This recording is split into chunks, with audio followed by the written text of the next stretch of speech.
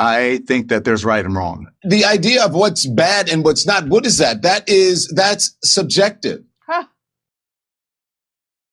So do you want to see the this might be the greatest, because here's, I don't know if you remember when Don Mays caught this, when Don Lemon, remember when he interviewed Elon Musk, and he was advocating very strenuously that Elon Musk has to censor on Twitter, that you have to make sure that you protect people from hate speech and bigotry. You remember that?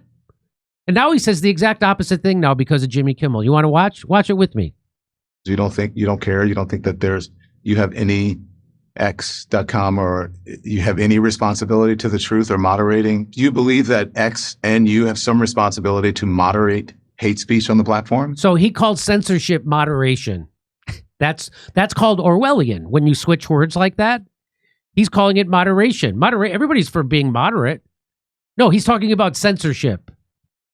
He's talking about, don't you think you should censor people on X, on Twitter? That's what he's saying. These posts should have been deleted. So why haven't they been deleted? Why are they still there? We delete things if they are illegal. But these have been up there for a while. Are they illegal?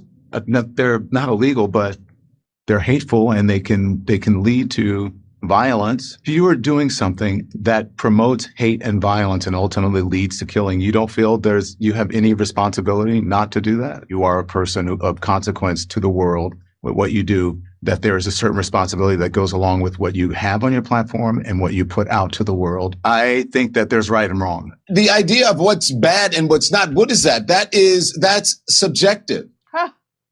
Oh. So before, when he wanted him to censor, he said there's right and wrong, and you have a responsibility to moderate. Now he's saying nobody can tell what's right or wrong. It's subjective. This is, of course, it's. I would say it's unbelievable, but it's very believable, because this is what someone with no soul or character or dignity or consistency says, which is what everybody who's been complaining about Jimmy Kimmel, they lack. They have no consistency. They have no character, and they're just partisan hacks. And that's what Don Lemon is. So you saw him saying like, oh, but there's right and wrong. And now he's saying, who's to say what's right and wrong?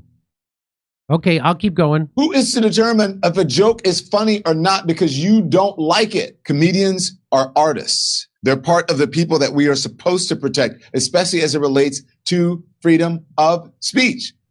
So now he cares about freedom of speech. Before, if something's hateful, he wanted it taken down, even if it wasn't illegal. He wanted it to be censored.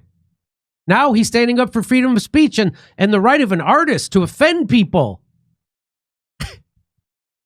They give an idea about what's happening in the culture. They do it with humor, and oftentimes you learn things when they say the truth is often spoken in jest. People should be able to say whatever the hell that they want. If I'm watching something on television and there's a remote handy, if I happen to watch TV, linear TV, not so much anymore, but what do? I click it off. I turn it to something else. Perhaps people understand right now that we are dealing with cult-like behavior. Donald Trump fashions himself after being a dictator. There you go. So before, he was all for being a dictator. He was all for the government censoring people or Twitter censoring people. And he called it moderation. He said there's right and wrong. There's hate speech. We got to protect people. We got to take things down, even if it's not illegal. Now he's all about free speech. And anybody who wants to hamper or censor free speech is a dictator. There are no bigger pieces of garbage in the media than former corporate news hosts, okay? Or current. He's only gotten worse. He hasn't changed one bit. You know, with Tucker Carlson, he had an evolution. Tucker Carlson started out, he repeated corporate talking points and the military-industrial complex talking points around Iraq, and then he realized he was being fed propaganda, and he evolved, apologized for that stuff, and then went on to tell the truth, which got him fired. He got fired for telling the truth about the Ukraine war and about Big Pharma and COVID. Don Lemon got worse. So,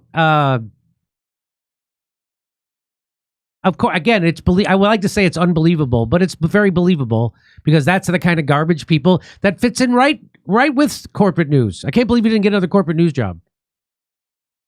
So whenever it suits him, he's for free speech, and whenever it suits him, he's for censorship. I'm for free speech. I didn't know you were going to say that. I'm not for that. That's kind of that Mays. That I will say Mays does an amazing job.